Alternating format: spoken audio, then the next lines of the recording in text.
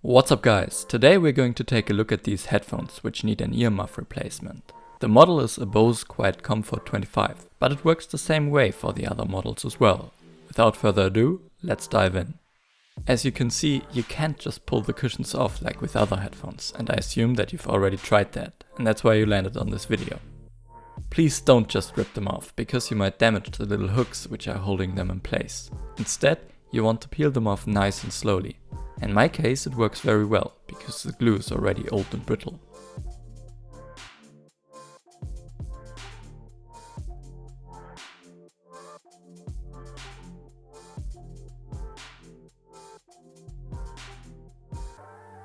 Now once that's out of the way, you can actually see the hooks that I mentioned earlier.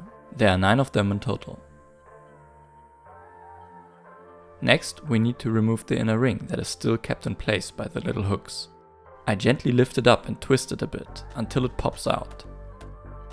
It is possible to do this step with the cushion still in place, but then you can't see the hooks and might apply too much force to one of them.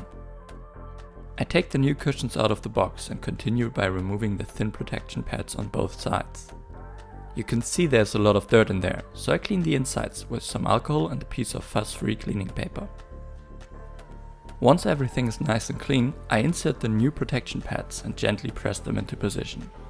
I then place the new cushions in the ear muff and start tucking the ring under the hooks. After I got a few in, I press down on the ring until the hooks lock in with a click. You'll find that it wants to pop out again, so you might need to go around several times.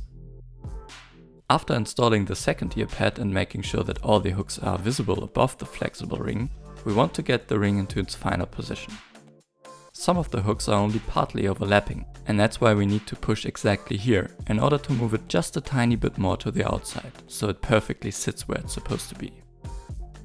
I do that on both sides and we're done. The headphones look as good as new and are ready to use. I hope you found this helpful, and if so, consider giving this video a thumbs up and subscribe for more repairs and DIY projects. I see you soon. Bye!